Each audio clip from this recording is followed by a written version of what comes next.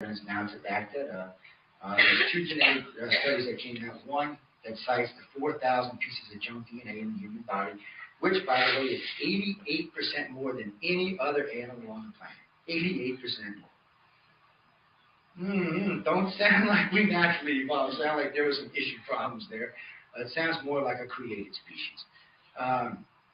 So, do we actually have a claim to Earth? That's what it comes down to. Do we have a claim to this planet?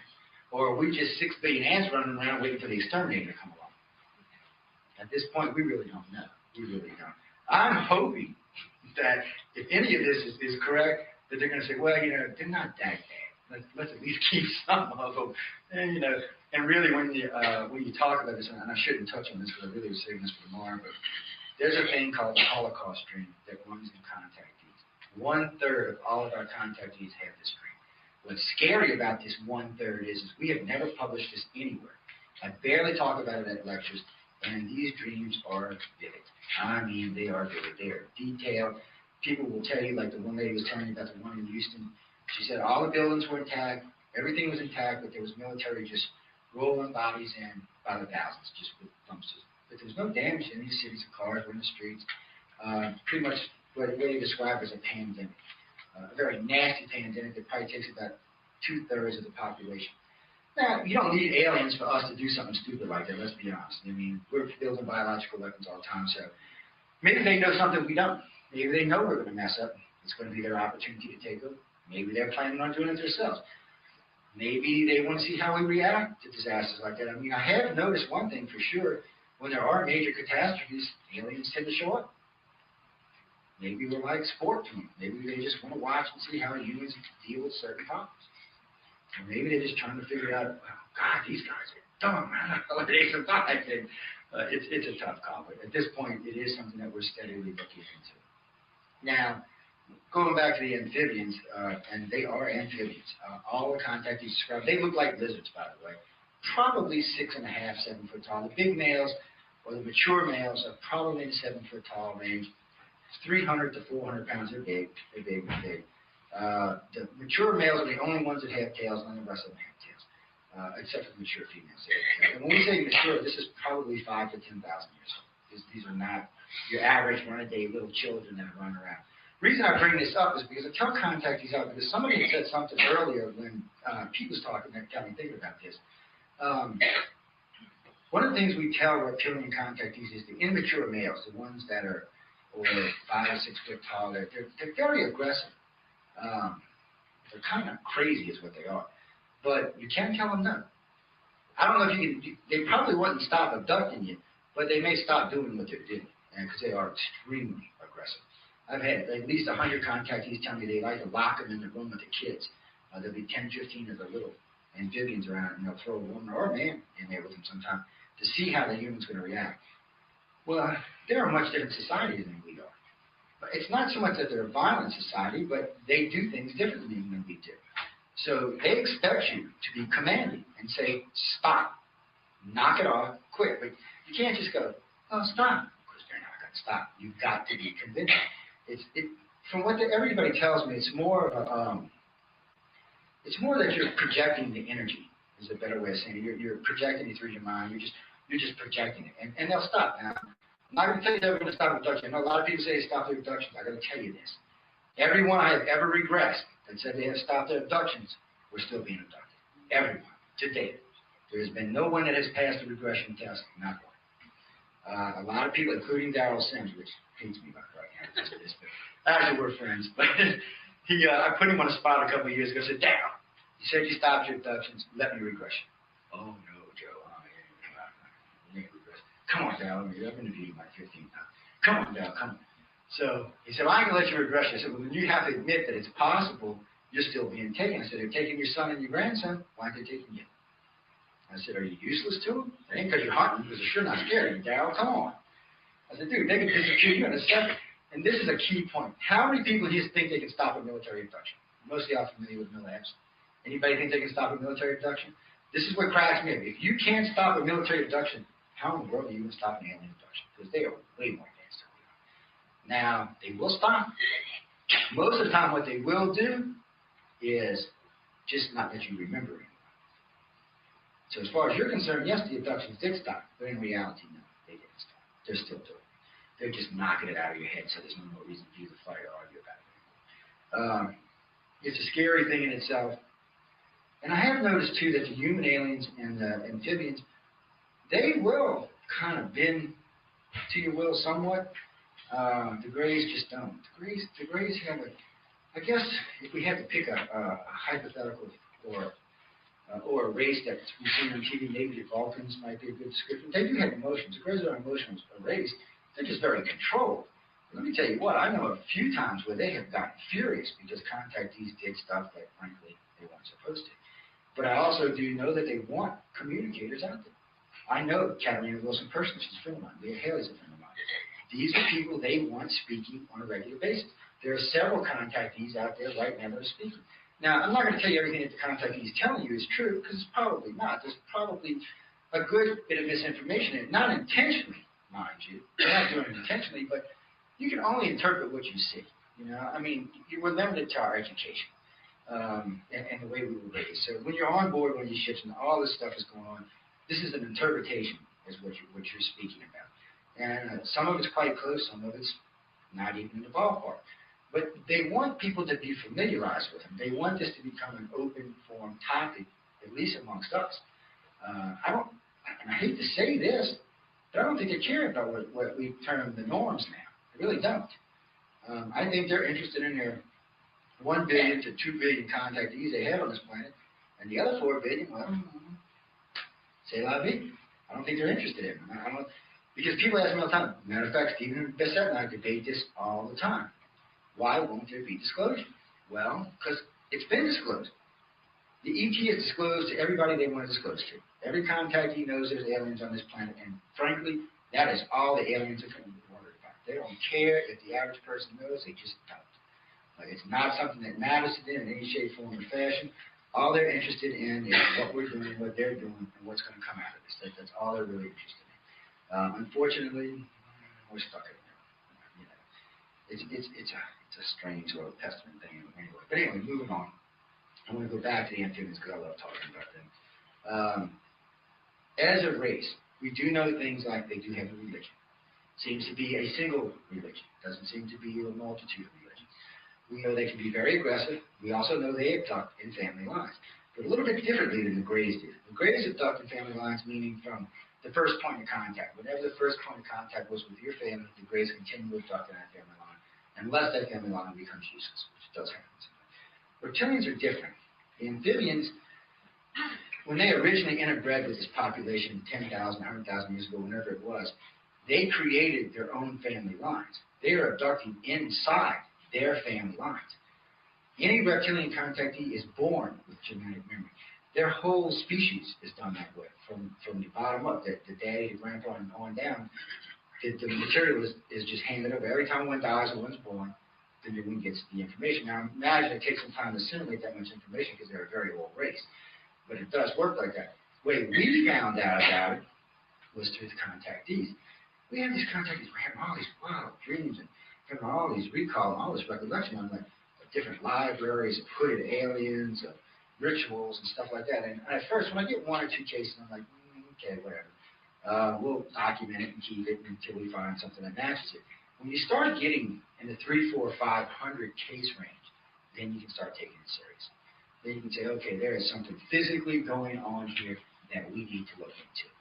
Well, what we found was in the human cannot access the full genetic memory, but they can access bits and pieces of the genetic memory.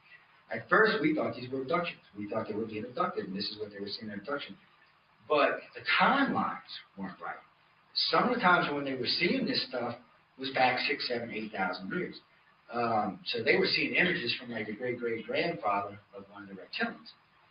That's what they were seeing. Well, we did. It took us a little time to figure that out.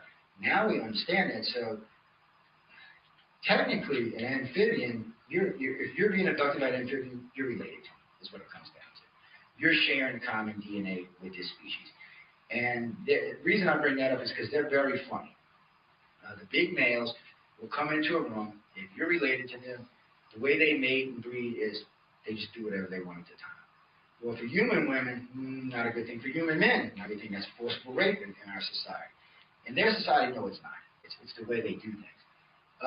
But from what we've heard, if a woman is forceful or a man is forceful, and I mean forceful, I don't mean have to kick you in the head or anything, but you've got to mean it, they'll stop. And it's generally just the big males you have to worry about this with, but I have heard occasionally that the little immature males will try to, I guess. It's like when a kid going through puberty. It's the same thing. But they tell you to be forceful. What's really weird about this is they have a way. Because this is what really bothered me about this whole scenario. We try to stay out of these areas when we're doing research. What really bothered me is half the women said it was rape. The other half said it wasn't. Same scenarios now. Same exact thing going on. So I'm thinking, well, what am I missing here? I mean, somebody comes in, grabs you, does what they want. Okay, I don't see. Well, come to find out, the males, the mature males and the mature females have a way of, I guess it's an empathic energy they just kind of portray onto you. So whatever they're feeling, you start to feel. Well, of course, they're enjoying themselves, so they're relaying that straight to you. So after a while, it just becomes a thing. Now, what's really funny about it is I actually have contactees now that tell me that they miss it. It's one of the things that floors me. It really throws me for a loop, but hey, you got to take the information for what it is. So we see those on a regular basis. When it comes to the human aliens, or I should say the second race of the human aliens, because the first ones can't breathe our atmosphere, they tend to be aggressive with both species on this planet. Or I should say with both males and females on this planet. The females are very aggressive to male men on this planet, and the men are very aggressive to females on this planet. It's something that goes on in contact on a regular basis. It doesn't go on for everybody. It's not going to happen to everybody. Maybe 1 in 10, maybe 1 in 100. I'd actually have to sit down and count. But it does happen. And it is something that we do see on a regular basis. So those kind of things we incorporate into our research because somewhere along the line this is driving a point to something that we're looking for, something that we're trying to understand, something we want to know. Not so much what the aliens want to know, but what we want to know. Also, too, I don't know how long most of y'all have been doing this. We learned about 10 years ago from ICAR that the Greys especially changed the way they do abductions. How many of y'all here missing time on a regular basis now? It's hardly ever talked about. There's hardly any missing time ever talked about. Now, for decades, missing time was a sure way to know you had a contactee. Not anymore. They've gotten very, very, very advanced in the way they do things. Also, they don't use cover memories anymore. They use what we call looped memories. They'll go into your head, find something that you do on a daily basis, something mundane, something that you would never even challenge the thought of. They'll take it like it's something maybe most people's like driving to work, sitting at your desk, just something that you do every day that you're not going to question the memory. And they just loop it. And as far as you're concerned, that's what you did that day. But like everything in the universe, they do make mistakes from time to time. Every now and then they'll put someone, they'll loop a memory that sets off another memory. Like in one case, they had looped a memory, but they didn't take into consideration that the couple that they looped the memory to had gotten into a fight in that location. So when they looped the memory, the couple got into a fight. And while they were fighting, they realized, well, wait, this is a 10-year-old fight. What are we doing? That's how we would catch on the small things like this. Give you another example. A couple in Pensacola, Florida, left a hotel room, we're going out to the beach doing research there, and people we know personally, going out to do some research. Pulled up, parked the car, went out to the beach, did the research, went back. Right? Nothing happened. You get back in the car, they got a ticket. Now you can see the car from the beach, but there's a ticket in the car. The ticket says 10:15. The couple didn't leave the hotel until 11 o'clock. Cop guarantees got it on videotape. That's when the ticket was issued. The hotel and the 7-Eleven had the couple there at 11:05 and 11:12. But yet, somehow or another, that car and that couple were on that beach at 10:15 and got a ticket. But according to the hotel cameras, they never left the hotel. Now, how in the hell did that happen? Can you explain? Yes, actually we can. What they do, the Greys, especially the Greys they got smart. Maybe it was because of Bart Hopkins, maybe it's because of David Jacobs, maybe it was because of one of the other researchers. Somebody out there put enough information out that they said, okay, we've got to change what we're doing. It's time to move on. It's time to change. The Greys tend to remove you from time. You can call it dimensional, you can call it whatever they want, they just step you out to the side. Time is going, when they step you back in, it may be 10 minutes early, maybe an hour early, it might be the same moment within the time they took you, but they just put you back. Every now and again, we get couples that actually see each other as they're being going back and forth. So they're actually seeing themselves as they're being put back. That would personally freak me out like you wouldn't believe. I'd be like, oh, okay, wait a minute, now wait. So then I'd start asking questions, and of course they get aggravated with me. I get one of those penalties they talk about. I have been known to challenge them. Occasionally it is not a good thing. Sometimes it works. I mean, I get some information every once in a while. Most times it's something I usually regret, but still, you got to do it. I tell everybody the same thing. I agree with what people were saying earlier. You always have to take the argument that you can stop this and you can fight. Yes, there's going to be repercussions. Yes, there's going to be other things. But the Greys especially, the Greys and reptilians especially, they kind of, I don't want to say they honor, but they kind of respect it. The fact that you're willing to stand up to a race as themselves. So in some cases, they may slack down or lighten up on the contact situation. Some things, but something I'll get into tomorrow is contact goes through stages. From prior to birth, to childhood, into puberty, into your 30s, into your 40s, and into your 50s. And it changes along the way on a regular basis. And the contact actually slows, and in some places almost comes to a complete stop. So a lot of times contactees assume that they're not being abducted anymore, because frankly they haven't been seen. They also like to do non-physical abductions and downloads, which is something that's also new. The download started about 12, 14 years ago. We started getting contactees that would just be driving along or sitting down watching TV and just, bam, all kind of stuff in there. In the psychic world, they call them walk-ins. Well, they're not walk-ins because they're still the same person. You know, it's just they're a much more brilliant person. They have a lot more ability. They understand things a lot better. And it does tend to pop into their heads while they're going along. I always did find that interesting. They'll say that they'll be doing something, all of a sudden, bam, they just know something new. Now, we put this to the test because we like to test contact these days. I'm very skeptical by nature. So we actually put it to the test, and we would take people that would tell us that they had maybe been learning something new, and we would go out and research the subject matter and test them. I was amazed. People with 8th grade educations were doing quantum physics. I was amazed by this stuff. I mean, some of this stuff is beyond. Matter of fact, when I was talking with Richard Kitko about this, he was amazed. We got into pretty good in depth. I think I should catch that interview. That's a good interview. Anybody that get Mitchie Cocky to admit that aliens might be real is a good interview, guys. Because he's hardcore, but he's kind of changed his mind these days. But it's a good one, and it does give you a sense that even mainstream, if the argument is presented correctly and not way out there, you'll accept this. Now, I interviewed him, Neil deGrasse Tyson, and Dr. Paul Aulette. They all three were real hardcore against aliens when the interview started. At the end of the interview, they were much softer. As a matter of fact, Michio on Nova did a special on one of the things I brought up to him, which we called genetic, they always talk about having generation ships with travel in space and stuff, but you really don't. All you have to do is understand that it's called the stepping stone theory. I don't know how many of y'all are familiar with the stepping stone theory. Build a base on Mars, build a base in Zone 11, build a base on Io, Europa, somewhere out there, put one out in Oort cloud, put one halfway between Proxima Centauri, put one in Proxima Centauri. Now, by saying that, it takes 2 weeks to get to new technology, about 5 days. New technology will get us to Mars in about 7 months, maybe 6 months. We'll get out to Jupiter in about 2 years. Now, meanwhile, these are established bases. We got people staying here, living here on a regular basis. Next step is Oort cloud, 2 years out from the base at Io. Next step of that's halfway to Proxima Centauri, another 2 years. Next time after that, Proxima Centauri, another 2 years. Now, we're 4 years. Now, within less than 10 years, we've gone from Earth to Proxima Centauri and has established colonies the entire way. The reason I bring this up is our galaxy is only 100,000 light years across. Sounds like a lot, but we're already 1 million years old, which means we could have crossed this galaxy 5 times already. Now, the Greys are supposedly several billion years old, and the reptilians and the humans are hundreds of millions of years old, which means they've been crossing back and forth against this galaxy literally hundreds of thousands of times. They don't need faster than light travel to do this. Even though they do have it, they don't need it. And this is one of the things we bring to mainstream to help Not crowds like us, because we understand this a little better. Most of us will have a little better understanding about aliens and what's going on.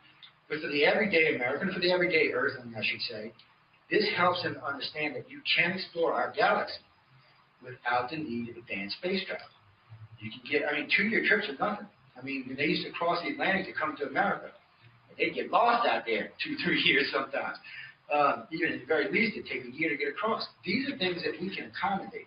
We can carry those many supplies. We can put X amount of people on ships. We can accommodate those kind of fuel supplies. But no, we cannot put 200,000 people in space and accommodate it. It's impossible.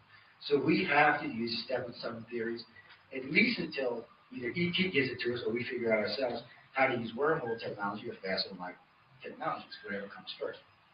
Not sure what it's going to be. But it does allow us to leave our solar system. It allows us to leave and go explore other solar systems. There are literally, I think it's 140 other solar systems within 10 light years of our planet. 10 light years. That sounds like a lot. At half light speed, that takes 20 years. But if you've already been going from colony to colony to colony, no, it doesn't. You're going to be going from Proxima Centauri to Vega. It takes about a year and a half. Boom, you're there. You're going from Vega to the next one, another year and a half. So that's the point. It's unfortunate that science likes to say, well, no, y'all cannot travel in space. It's going to take 500,000 years. Well, no, that's a lie. It won't. Even at NASA's estimations, at a quarter light speed, we can explore the entire solar system in less than 200,000 years. So we're planning on living, at least I'm hoping we are, for several hundred million to several billion years, which means we have the opportunity to not only explore this galaxy, but we have the opportunity to explore this galaxy at least 100 million times. That's a lot, guys. That means we can establish colonies all over the place. Let's look 20 million years into the human future and see where we are. 20 million years, we have colonies probably in every major solar system out there. Now, we'll be doing what the Greys are doing. Oh, let's go up top. Yeah, let's get you. The Greys are talking to us for 10,000 years. Let's go get him. Which is something we're going to do. No reason to lie to ourselves. We'll be out there probing people and taking them against their wills, just like we do to animals and like we do humans here on our planet today. I don't see us changing that for the future. And I do think we'll try to keep it like the Greys and humans. We'll probably try to keep ourselves somewhat anonymous, but we do make mistakes. But it's a point that people need to understand because, frankly, when I talk to people on a regular basis, they really don't understand that we can explore space. Like the other day when I was hearing the Emperor speak about our space program, I got a giggle. Well, we don't need to go to the moon. Well, yeah, we do. We have helium-3 on the moon. Yes, we need to go to the moon. It's a power source that a hungry planet for power needs. I don't know. I'm not a major physicist, but still, come on. It's free energy. Well, it's not exactly free. We're going to build a ship to get there and back, but still, it's there. And it is there in an abundance. But yet, no, we're not interested in that. Well, we're going to go to Mars. Well, I want to go to Mars. Hell, I'd like to volunteer to go to Mars. But I would really like to see a base on the moon. I'd like to see a launching platform out in zone L11, which is something that I've talked to with several major physicists about because it's the halfway point between us and Mars, which means we could send stuff from the moon to there in a matter of days. And then from there, we need to send them to Mars or to anywhere in our solar system within a matter of a few months. And those are constructed programs for a space program. Building a little rocket that can hold 3 people and send them to Mars is a waste of all of our money. That's exactly what it is. You can't bring anything back. It's not going to do us any good, and it's not really going to help anybody that's alive today. If we're going to do this, we need to do it correctly. We need to put together we need to just go ahead and start sending stuff to Mars now. Large containers of products. Get them there, get them set up, and then just start shipping people, one after another, till you actually get a real colony. Then you can start addressing issues and getting into space. I don't think most people realize what is in the asteroid belt between Mars and Jupiter. There's enough minerals there that will supply this planet for the next 10 million years. They don't know for sure, but they think it was a planet about 5 times the size of Earth, and it is loaded. They found one nickel-iron asteroid, which on this planet is worth $109 billion. One. NASA estimates that there's probably 10,000 of these things floating. That's $1 trillion plus floating around out there. So these are things that we just don't want to talk about. But all of this is related to our good friends, because apparently the aliens aren't interested in any of this. They're not interested in the helium on the moon. They're don't seem to care. Probably not a technology they need. They do seem to have a real fascination with Mars, but, oh, by the way, in case y'all didn't know, Mars does have a 24 and 3/4 hour day, or 24 and a quarter hour day. And also, 58 million years ago, Mars' average temperature was 63 degrees, which happens to be the optimal temperature for us and the right body clock for us. So you got to wonder, what was that? Now, is that, I'm not a big fan of coincidence. I'm not going to lie, I'm always kind of by the coincidence thing. So I've asked many scientists about this, and they're all, well, Joe, no, that's not right. I said, well, hold on, I'll look it up for you. Well, I don't know, Joe. I don't make any sense. Well, I mean, we live on Earth. Our body clock should be 23 and a quarter hour days, and our optimal body temperature should be 76.6 degrees, and it's not. And, of course, we know we've been here, at least in this form, for at least 10,000 years. Now, according to science, we've been here for 2 million. I would have thought somewhere by now we would have adjusted to this. Now, if we were a created species that's less than 20 or 30,000 years old, no, we would not. It takes several million years to adjust to this. So it's just more fuel to suggest that whatever created us was not native to this planet, and the race that's here today is still not native to this planet. The argument always has been, and probably will be for a long time, most of y'all are probably familiar with panspermia, building blocks of brain dark here, creationism, God put us here, or the aliens here. Any way it goes, this race is not native to this planet. That's why I get so funny with my Gaia friends, because I said, well, why would Gaia love you? You don't belong here. You better go find a Gaia planet you're from, you want her to love you. I'm thinking, people need, but most people don't think about these kinds of things. Touch how crazy I am. I really do. It's stuff that makes me nuts that is constantly running through my head. And fortunately for me, I have a bunch of directors and a bunch of research people that are always, Joe this, Joe that, Joe this, Joe that. Joe, no, that's not right, Joe. You lost your mind. Joe, that's not entirely right. Like, I heard you mention Kathleen Baldwin. Kathleen and I are friends. I drive her insane, by the way. And you'll find on my website a complete rebuttal of the Betty and Barney Hill case. Also, you'll find at the X conference in the lecture I did why Betty and Barney Hill were not abducted in the United States. It's a much better explanation for the case that went on. All the major researchers, including Richard Dolan, Grant Cameron, and the rest, agree with what I said. It's a very interesting thing, and I'll get more into it tomorrow, but basically, and I never did figure this out. I listened to the Hills case when I was a kid. I listened to it. I've got the actual original regression tapes, which Catherine freaked out when she found out. But I actually do have the original regression. I've actually played them on the air for people to hear. There's at one point when you're hearing Barney, you know there's something going on. I mean, because the terror comes across like you wouldn't believe. I mean, you can, doesn't matter who you are, when you hear him, you can feel it. It's crawling up your back. You know something happened to that man right then and there. Can't argue that fact. What got me confused about this case early on was Barney said that they stayed in a hotel in Canada. Betty said the same thing, but they couldn't remember the name of the hotel. Okay, maybe you pulled in late at night, you didn't see the name of the hotel. Next morning, you had to check out. Still don't know the name of the hotel. Went across the street, had breakfast. Don't know where to have breakfast. Barney said they asked the policeman for directions. Betty said they asked the Irishman for directions. This is classic alien abduction, classic. Didn't know where they were, couldn't find the time, had no idea what was going on. They lost a whole day in Canada. A whole day. This is classic. 1960s, classic alien abduction. Never could figure out why this case got missed so much.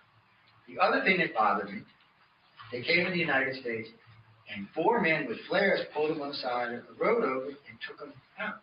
I have never, in 30 years of abduction research, heard any contacting tell me that 4 guys in black pants, black shirts, and black duck-billed caps came and removed them from their car and brought them to a ship.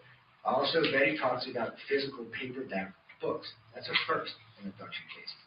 Paperback books. Not something you really hear about. Drawers that slide in and out. But more importantly, and this is what always bothered me, anybody who knows classic the disease control centers have a special thing they do if they think you've been exposed to something and they want to check you out. They'll come in and they take scrapings, nail samples, skin samples, urine samples, but they take physical samples. Well, the greatest reptilians and humans use a different type of technology for doing stuff. Everything that they described that night is what we consider to be terrestrial technologies, not something the extraterrestrials use. It's a real hard thing. It drives Kathleen crazy, by the way. Even though she did admit that she thinks they were mill-ads from that point forward, she just, it's hard. You got 2 books out here, you can't really go backwards. But everybody who's read this, and even Stanton, kind of just got off after he read it, because it really is a much more plausible and a much better explanation for what happened to the Hills. So do you think it was military ops that got them in New Hampshire? In New Hampshire, yes. Yeah. I think the actual physical alien abduction happened in Canada. Yeah. See, everybody got mad at me when I first came out. I said, wow, they're abducted. I said, well, why didn't say they want to abduct these? I said, they got abducted in Canada in the military. For me, and Leslie kind of argues with me about this, but for me, they're really the true first MILAB case that we can really go back and say, damn, this was military. I mean, look at She this. would argue with you on that. Well, I'll tell you why she did. She had captured it. It just came out. You know, she's out on the circuit, just like everybody that's out there speaking, pushing this book. You can't stop her in the middle of pushing the book and rebut. You just can't. It's not good business for her, and I do understand her motives for this. So, but in the lecture that I did for X Conference last year, we actually go through page by page. The pages are actually listed in the lecture, so you can go back and see the discrepancies from the first book and the second book, from what Betty says in the first book and what Kathleen says. There's actual discrepancies in what's being said, and some of them is just stuff that just magically appears. So I'm not even sure where that came from. But there's several discrepancies, and then anybody can do this. There's an audio place on the internet where you can go download all of the Hills archives from the 70s and listen to them for yourself. When you listen to Barney talk, there's no doubt that Barney was the contactee. He was no ifs, ands, or buts about it. He was the one that was having psychological problems when he was growing up. He was the one that was seeing psychologists all the time, and his whole family seemed to have a disposition towards this. Betty was the one that always wanted to see a UFO. She actually admitted to that in 2 interviews. So for me, it seems like he was the true contactee. And in today's society, it's a little different because contactees have a tendency to find each other. So they're generally both contactees. Back then, it seemed to be a little bit more mixed. It seemed to be one was a contactee, one was not. Now, in Betty's case, I don't know if she was or if she wasn't. I know for a fact that Barney was. In Betty's case, I'm still kind of skeptical about it because like when she describes what's going on in military abduction, they're really not doing her anything. Barney's the one they're really paying attention to. They've got him all locked up away. And in his dreams and in his regression, he's physically screaming. I mean, he's in terror. And she's not. She may be stronger constitution, stronger will than he is. I don't know. It's a tough call. Fear doesn't seem to really care if you're male or female. So she may have had a stronger constitution than he did. Or maybe he was the one that everything was happening to, and she was just overseer or sightseer or whatever you want to look at. You know, there's always one on the side back there. There always seemed to be one on the side. Like with Whitney and his wife, they would freeze her there and take him. And occasionally she may have glimpsed something or seen something, but still, she was not the contactee. He was the contactee. And I've actually talked to him about that as well. And these are important things because as you fathers and people working in the field, when you see a case there's obviously something wrong, it's our duty. We have to correct it. You know, and one of the things I said in the lectures, why did I have to be the one after 44 years to correct this case? There's literally been 100 investigators look at this case. And I just couldn't believe the things that they just let slide because this was a staple case in ufology. Fine. But someone else is going to come along and say, well, no, this case was wrong, which makes us all look like idiots. So it's better for one of us to correct it, because then at least they can say, well, the field is policing itself. You know, they're taking care of themselves. All right, they're doing the right stuff. These are people we can actually respect for the information that they're giving us. This stuff is important because you can't just let errors keep going. And there's other cases, there's other cases that's really good, like the Allagash case, one of my all-time favorites. As far as I can see, there's nothing you can debunk about the Allagash case out. Or I should say the Allagash, the Sheriff Harbor case. As far as I can see, there is nothing you can debunk about Sheriff Harbor. The witnesses were excellent, and what really, really stands out about Sheriff Harbor is everybody said the same thing. An airplane went down in Sheriff Harbor. We didn't find out until later on it was a UFO. So no one even assumed that it was an alien craft. Everybody thought it was an airplane. It added a lot more credibility to the case. I helped it out. Now we've had a couple of Navy witnesses come forward about what was seen in the water. So those kind of things help. So those are good stable cases people can go look at. Nobody's arguing about. I don't know how many of you are in Washington. Roswell seems to be highly contested now. there's a big debate going on about, actually, James Cameron started it, by the way. They tried to blame that on me, but I'm going to blame on James. Well, they tried to blame, well, I got to be honest with you, about 5 years ago, or 6 years ago at the Crash Retrieval Conference, I gave a lecture on what possibly could be another explanation for Roswell. I said I didn't know because we were just exploring stuff. But James came out a little bit more hardcore about it. And of course, that just sent everybody into a tizzy. You know, everybody's discussing. My problem, I'll be honest with you, I have one problem with Roswell. As a gray abductee researcher, I know the Greys are not going to leave their technology behind. I also know that their technology is seamless. Their ships are grown. They're a seamless technology. So you're not going to find little eye bars and stuff like that in the wreckage. Matter of fact, you shouldn't even find any wreckage. Either the ship should totally disintegrate or just impact into the ground. Because frankly, they can travel through time and space at speeds way excess, and even a particle could rip a ship apart. So they have to have some kind of deflector ship, or they have to have materials that can withstand impacts much stronger than crashing into our planet. So you can rule out that it was a gray ship.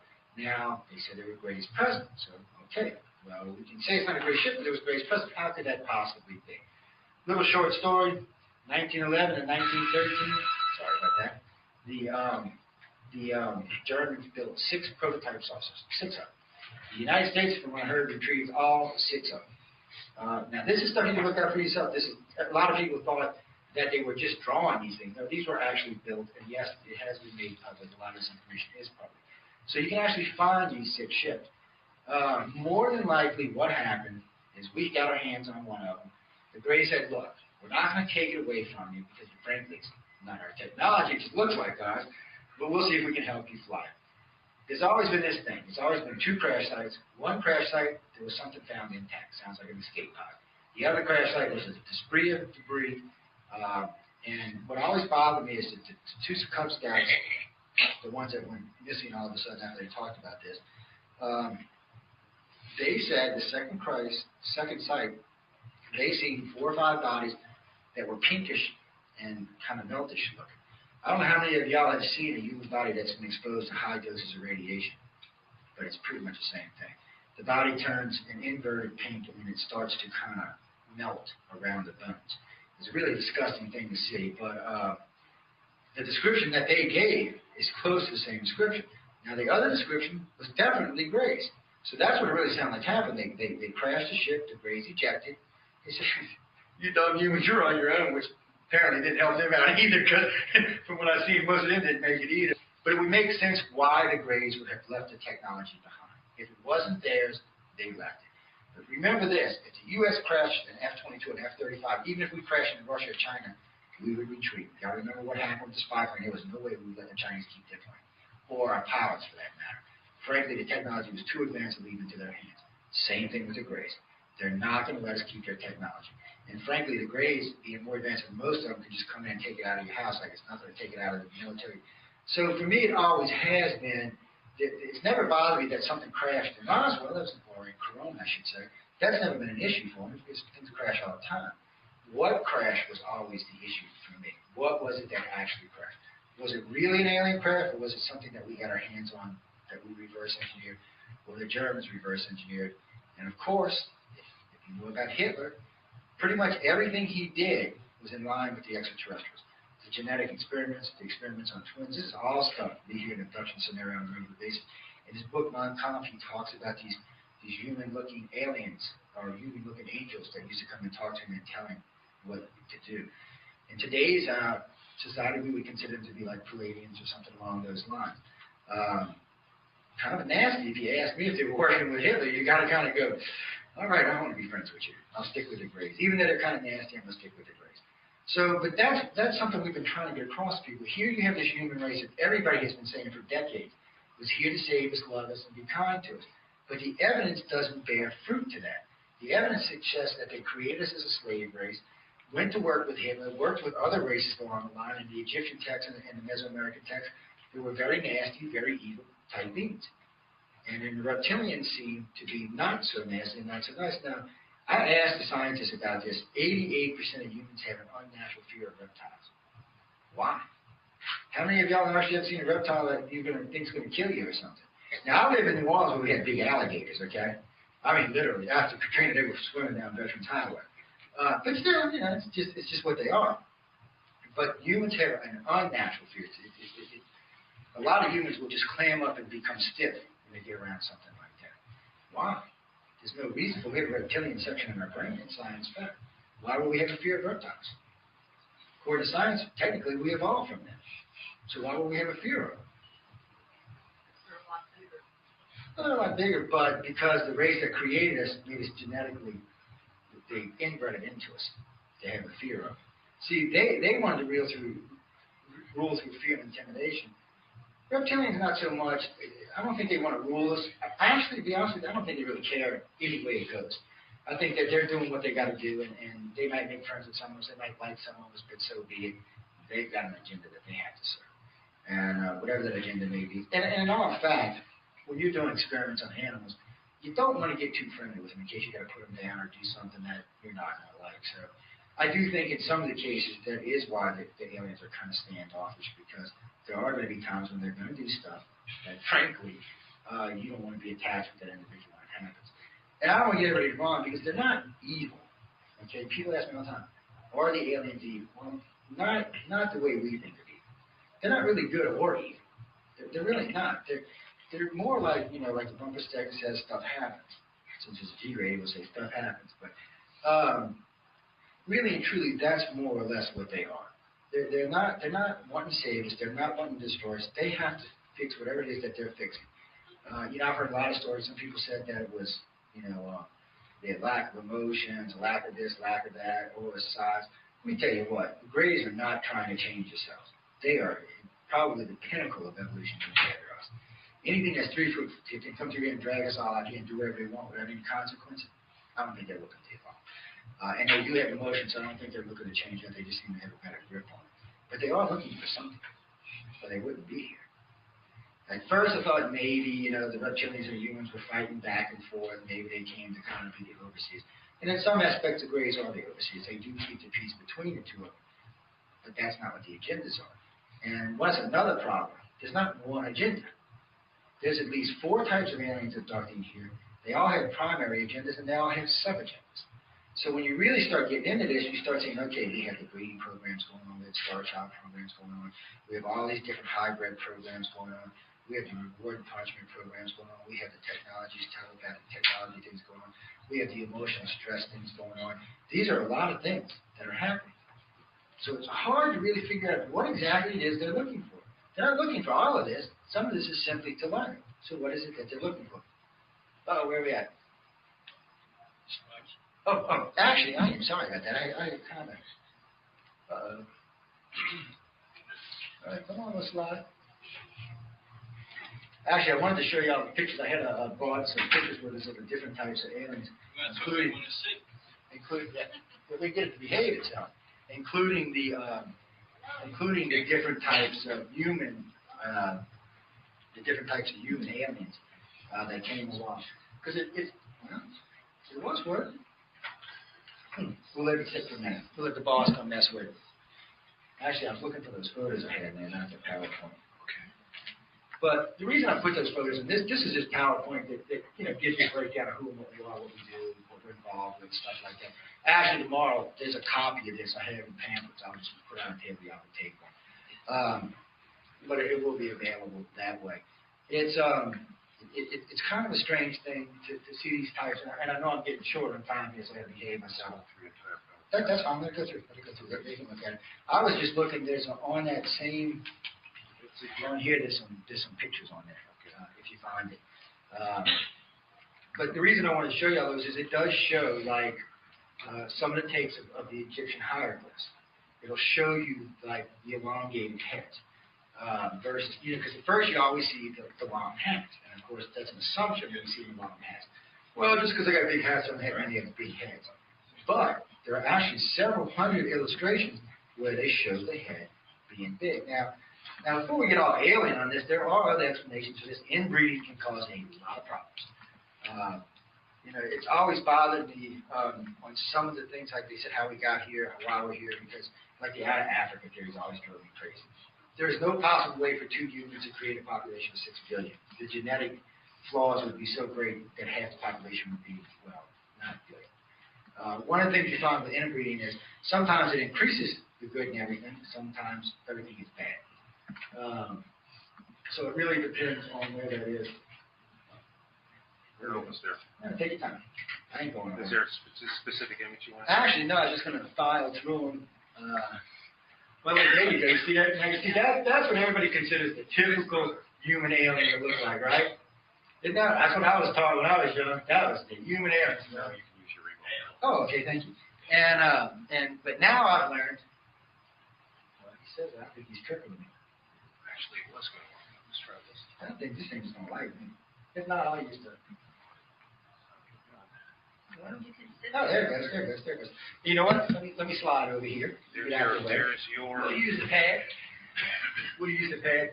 Now, this is supposed to be male fleas, which I always thought was kind of fun. Now, the stone thing is, I have heard about that on a bunch of occasions. They say it's some kind of device that just kind of numbs you out, mellows you out, and lets you go on your I guess, emotional way. Now, this is a pretty good depiction, with the exception of the wings. Looks like the moth. It does kind of that. It kind of doesn't want me. Actually, it's a pretty good depiction of a reptilian minus the wings. They do have 5 fingers and 5 toes. It's hard to make out here, but there's like a dew claw on the back, and there's one on the side, and something with the hand.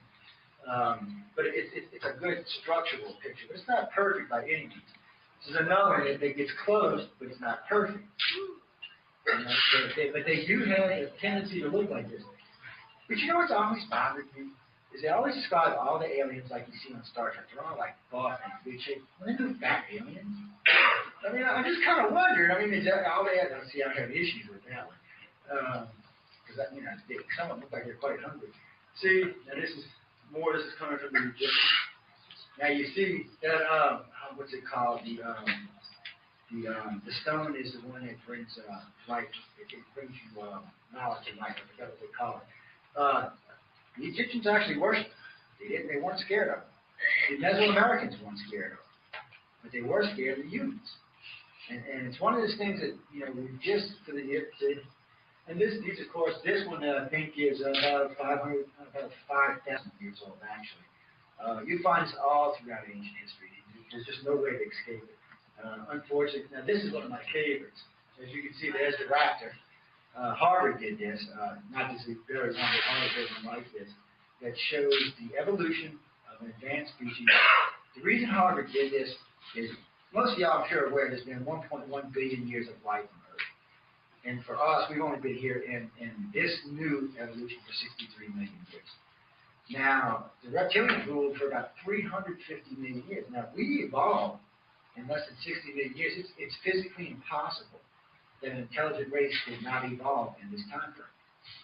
And even if it didn't involve that, it would have evolved in one of the other 6 billion years before that. 600 million years before that. Harvard agrees with this, so does Cambridge, by the way. It is impossible that another intelligent life form did not evolve on this planet prior to us. They don't like talking about it because it's not good for tenured professors, but they do stuff like this and other things to get their point across. Raptors were very intelligent. We know that now for a fact. They were extremely intelligent. No scientist today argues that they would have lived, they would have been the dominant force on this planet. They would have been an intelligent life form. So what they're saying is since the first dinosaur, which was 300 million years before this one was, more than likely something evolved. Of course, none of us were there to find out, but we do have the map of the Creator, which dates back to this time there, 120 million years ago. That's 60 million years before the extinction started, 60 million years prior to the Great Extinction. So these are things that we just can't get around because simply the math and the science is there for it. This one's kind of cute. He looks like a little kid. Is that a face a mother could love? No? No, that's it. Come get your kid. Let me go, baby, who are you messing with? This is just kind of funny. By the way, this is a big picture, so y'all. There's a bunch of these put out. The reason I like it is it kind of gives the right hue color to it. And the structure of the head and the face is fairly close. It's not perfect, mind you, but it's close. There's a group of these put out. I got these from a girl in Pensacola, Florida. She sent me 9 of them and said this was in her backyard. Okay. And I was like, okay, if you say so, sweetie. I was very polite. I was having issues with it. You can see he's kind of translucent. This is the reason I like these pictures. because you can actually see the kind of translucentness to their skin. That's what grays are going to have. They're not going to be that gray color, that typical battleship gray that people want to call them. They're kind of translucent looking. And like I said earlier, it depends on their feeding cycle, where they are in feeding cycle. This is true for the 3-foot grays and the 5 to 6-foot grays. The taller ones, it's not true for. We haven't figured out why it's not, but it's not. No one can put them in any of the plasma baths anywhere. Quick thing about the plasma baths, there was a bunch of people back in the 70s and 60s used to write about these tubs that they thought the aliens would put blood and body parts in to feed and absorb. That's not what they actually were. They were actually plasma baths. The plasma, this is what's funny about the plasma. This is a really useful tool. The Grays use it for food. The ship uses it for fuel. And the ship is a self-replicating food supply for both the ship and the Grays. What's also very interesting about it is they immerse the humans in it all the time. We started hearing that. It all started over these weird color blues. People were like, man, I have this weird color blue. I've seen this weird color blue. I've seen this weird. No one could ever describe the color or why they were seeing the blue. Finally, we pre-programmed contactees sometimes to ask questions. We'll take 50 contactees, give them something we want to know, give it all to them, won't let them talk to you, usually won't even let them know who they are. And we embed it in their head so when the next time they get abducted, it's automatic. As soon as they see that gray, they're asking telepathically, that question. And that was one of the questions, what was the blue? And they come to find out it was a blue plasma. Since then, they actually started remembering quite normally, but it's like anything else, you got to get it out there first. Oh, there's J-Rod. Y'all don't think J-Rod was real, huh? I'm not sure. Was he? I don't know. Sometimes I think, he's a puppet. Sometimes I'm like, who knows? It's a government. You never know. It just cracks me up, the expression. This I found interesting. This is also a fake photo. Now, the person that took it to me swears it was real, but I did a little research on it. It's a fake photo. The reason I like this photo is because we have hybrids that look like this. Gray used hybrids. And I just found it interesting that this photo happened to pop up, but we really do have probably a couple of hundred descriptions of what we would call hybrids, 5 to 6 foot tall, sometimes with hair, sometimes not with hair, but they do tend to have the features of both races. Now, in all fairness, I do not think the Grays are making them for themselves. So, also, while I'm thinking about this, because we're getting short on time, something we learned also early on with the Grays and some of the other races. Now, they swear this was a real photo, too, by the way. I don't think so. It's a good photo, but I don't think it's real. But I do like it because of the mouth itself. It actually shows the teeth and it actually shows the eyelids of the Grays. Something people rarely ever talk about. But they do have it. They do have mouths, they do have teeth, and they do have eyelids over their eyes. Matter of fact, usually what you'll see, if you can look, usually what you'll see, around his eye right here, will usually be a black patch. They use it to enhance their vision. That's why they look like they have the big arm and eye. It's not actually an eye. Also, they have pupils that are very interesting color. We call this abduction criteria, by the way. It's one of the things we use to find out who is truly been contacted. They have about 3 different colors they use in their eyes. Their pupils are a lot different than ours. But when you're up close and in their face, you can see them quite well. And I mean quite well. So it's one of the first things we ask contacts. Well, what kind of eyes are they? Well, they have big black almond eyes. Well, are you sure you've been abducted? Really? What color are they? Gray? Well, I don't know. I've got issues now. And we started developing these criteria, frankly, because the amount of BS in the field was out of control. I do skate a lot of times. My directors give me trouble about this from time to time, about skating and my abduction criteria, which I will be doing tomorrow. We will get into a lot of the abduction criteria and a lot of the advanced abductions. Today was just kind of a prelude for what was coming for tomorrow, but it is a very advanced course in alien abductions, what it really is. It's stuff we use our directors. Now you can see here, you can see the elongated head in the face. He even kind of looks like a hybrid. He really does. He's got kind of a hybrid look to him. But like I said earlier, it doesn't prove beyond any reason that that's what was going on. Here's another one. You notice it's also got the stone. Oh, he's just cute. I put this in here. Now, this is really true for the Grays. I have never met a Gray contactee that does not have their own form of writing. At first we thought, oh, the Grays are teaching a language to the contactees. Oh, no. Each contactee has their own language. It's very advanced. Most of them will give you a key if you ask, and they'll make you a key for it. But it's their own, and you'll be amazed. They will write stuff in journals that way. They'll sew it into stuff. You will see it all over them, but I can't read it. It's Arabic. Well, different ones are going to look different ways. That's what's strange. Sometimes I'll hear stuff like pictures, stuff like that. Sometimes they'll say it's like hieroglyphs. Sometimes it's version of letters changed around, things like that. But all the great contactees have it. It's a strange and weird thing. This is what I was talking about earlier about the blue plasma. That is actually a representation of the blood color, actually. If you look, you'll see that there's heads and skeletons and stuff like that. The grays are in there kind of having lunch. Not quite the truth, but, close enough. But it is what we call the blue plasma tank. And they do tend to use it a lot in contactees.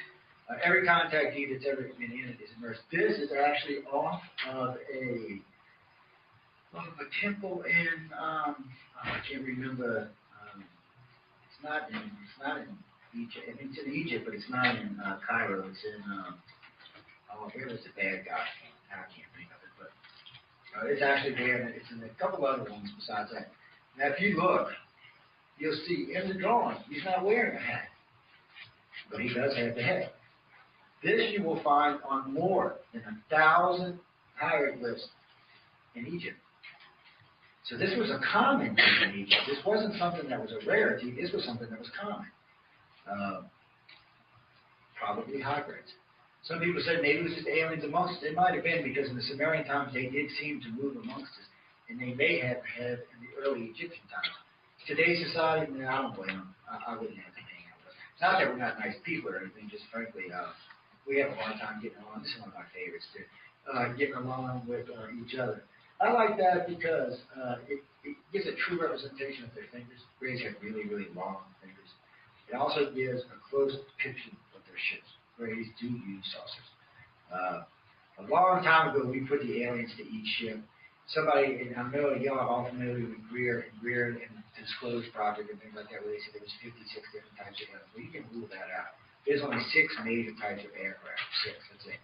In 10,000 years, it's all we can find is 6 types of craft. We don't count the little probes because we know the orbs and stuff like that are probes. But as far as the saucers, the triangles, the elongated saucers, the rectangles and those rounded-ended rectangles, and the acorn and egg shape, which are all the predominant ones, that's all there is. There is nothing else. There's nothing else that you can find.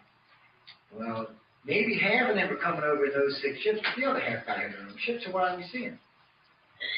Why don't we see these ships? So you can rule out, oh, God, that's definitely an ugly alien. We got to get off of him, man. I'm scared. These are renderings from contactees. As you'll see, the grays look a little different. You'll see a little differentness to the face. There's more design to their face. Their face isn't all smooth and plain like everybody thinks. We encourage all contactees to draw them because it gives us a better understanding of what they really look like. This is Mesoamerican. You can see he doesn't look threatened by the reptilians. He looks like he's having a conversation with that's the chief talking to one. But if it was a human, he would show fear. So I think,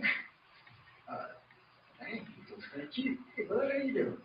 But these are things so people can get an understanding of what it is they're looking for. None of these, by the way, are 100% accurate in any shape, form, or fashion. I got to be honest with you, we'll never put 100% accuracy in because I'm looking for specific things. And if I do this, it's too easy for people to lie to me. Want to lie to the other directors. You'll see these as well. You can't, I guess you can't see it's too small, but there's another one with large heads in there, and one of the grays. It's in there as well. That was actually a Conspicuous Unit article that they did, a full-page article with me and my wife about this particular thing. See, and he's got that kind of translucent white color. That's the reason I put him in there. The 5 and 6 footers and the 7 footer grays, we call them gray. They really do. You'll find like a blue gray, a white, and a brown in those sizes for some reason or another. At first, I was thinking of the different aliens. Oh, it's brown, it's white. We'll come to find out it's all the same species. They just are different colors, which made sense to me since there's a variety of different colors of our own race. It actually made sense. At first it didn't, but as we got into it a while, I realized that yes, they are the same race. They're just different, diversities of the same race. It's kind of an interesting thing. But they're all in there. Now, I put him in there It's not a true representation of the blue, but it's close enough that you would realize that it's not a gray. Any way you look at this face, you're not going to think it's gray. You're going to go, oh no. Now you'll find out that some of the more famous contactees like Whitley and Caterina and all of them talk about the blue alien. They didn't trust us to talk about it, but they do now. And but they'll talk about it. And these are contactees that one way or another have been verified. But we put them in there because we want people to get an idea that, like these two. These are put in there because, not because they're grays, by the way, because of how many children hybrid we have been told about on these ships. I cannot tell you how many mothers and how many fathers have been shown kids like this on board the ship that they said were theirs. Sometimes they got hair, sometimes they don't have hair. Some people get really upset about it, some people don't get upset about it. I have no idea how it affects different people in different ways. I guess it's your own. Literally, a third or more, probably close to half of our contactees have talked about children aboard these ships. Now, I got to say, the children they talk about now in 2010 seem to look a lot more like us than these guys did. But they still have like almond eyes and their hands are a little different and their arms are a little different.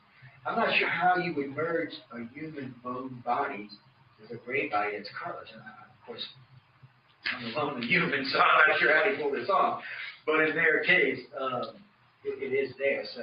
So we like to show this. Every now and then I'll get a contactee that, this is an old guy here. He's an old goldie. First person ever seen this that I talked to originally thought it was a reptile. Then somebody thought it was human.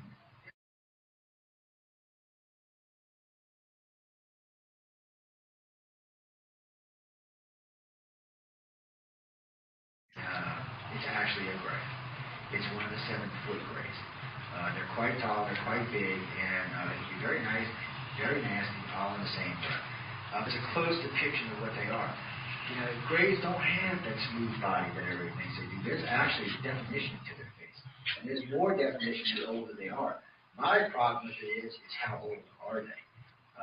All the contactees we talk about say the grays have been abducted in their family line since the start, which could be anywhere from 10,000 to a million years. One alien. How long do these guys live? It seems like, as far as I can tell, in human terms, they seem to have unlimited lifespan. I'm sure that there's some kind of limit to how long they live. But in our grand scheme of things, in our little 80 or 60 years that we get, see, look, man, have a little soda and hanging out, have a little drink. Somebody needs to give a little burger or something. But here you go again. This is another one in the Egyptian. You find so much of this in the Sumerian and Egyptian text that there is no way to escape it. That one to me looks like what might be called an insectoid. Yeah, it does. Are they types of grays or are they a separate branch? That is actually probably the little 3-foot grays that we call the cyborgs. They tend to look a little different than the gray. I couldn't figure out, people kept telling me they're these road-like grays. Road-like grays. And there's no, I'm telling you, there's roads. So, we looked more and more into it, and we found out that there was 2 types of the 3-footers. The other type, it's not all automaton, it's not all robot. It is partly alive, but it is partly machine. And they say their faces are more tilted, more slanted. A lot of people describe them kind of like praying mantises because they have these weird ridges on their arms. I don't know if they're not, if they are, but they do seem to be, they seem to be very pointed or whatever they're doing. They don't seem to slack off. Well, here we go. Oh, we already did try these. Okay, good. One more quick thing, and I'll let you get. Oh, yeah. Now, like this one. Now, I'm not sure who the alien is here. Okay, I'm thinking this guy over here. Might not be, but or maybe we got 2 different aliens too. But this is what they say truly the human aliens look like. Not these pretty guys that we've seen. Let's go back a little bit. What's past one? Not these guys right here. This is what common lore would want you to think that the human aliens look like. This is what the research suggests that they look like. So it's a much different beast than what we're all being told and taught and trained. Not to say that there may not be flaws, and not to say they couldn't possibly be a hybrid. Can't ever rule out hybrids. Unfortunately, these days we can't rule out the hybrids. Yes, I see y'all telling me to get my butt off here. But I tell you what I'll do. Let me go. Oh, she's cute. Oh, I know him. It's, oh, now I forgot his name. I've seen it before. Anyway. Yeah, there you go, there you go, yeah. That's pretty good, actually. I enjoyed it. Yeah, Sorry, what they call it, racks. Yeah, Josh, that's it. Now here you got, you notice in the picture, we're not going to say what they're doing, this is G-rated, but you do notice both of their heads are the same. These are all real hieroglyphs. None of this stuff is fake, none of this stuff can be found on its own. I mean, I like to stick with stuff that I know people who go out and find with their own computer-based empire. But any questions? I know we're getting ready to get out of here. Anything you got missed or really, this was a prelude because I did miss the tall whites. I wanted to talk about Charles Hall's tall whites. I don't know how many of y'all are familiar with that. I really wanted to talk about the little brown guys. They've got a group out there. It's a rarity. We've probably got about 1,000 cases of this. They're these little brown guys, they say, that are probably 4 foot tall. Really, they look like old, just scrinkly, old-looking people. They call this a cleanup crew. Oh, yeah, they say that we're dinner. And I don't mean that you and I are dinner. It's whatever they're cleaning up happens to be dinner. Now, the first time I heard this, I'm like, whatever.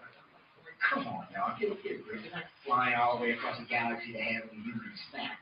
And I'm sure they could just take a few of us and do us like cattle somewhere. But the point was made to me, it's not so much about dinner or snacks, it's the fact that when particular things happen, or particular things going on, these are the guys that do the cleanup. They're like any cleanup agency we would hire. I mean, the little brown guys they're the ones that we would actually hire to do the cleanup. They're the ones that are coming in and changing stuff or taking stuff away or disposing of particular humans that are no longer useful to the program. Yes, we really literally do have 1,000 cases of this. It's a scary kind of thing, but they don't look like they're going out and intentionally doing it. It's like they're assigned. His family, that family, this individual, for whatever reason. I have no idea why. It is a rare thing in most contact so it's probably only 100,000. Anyway, guys, anything else we get?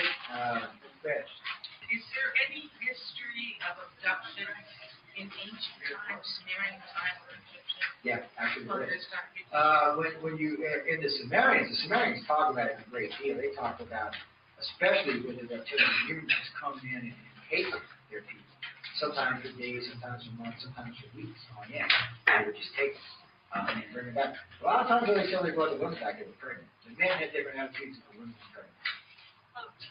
Tomorrow, when you do your second talk, maybe you could spend some time on the difference between the reptile amphibians and the quote-unquote dragons.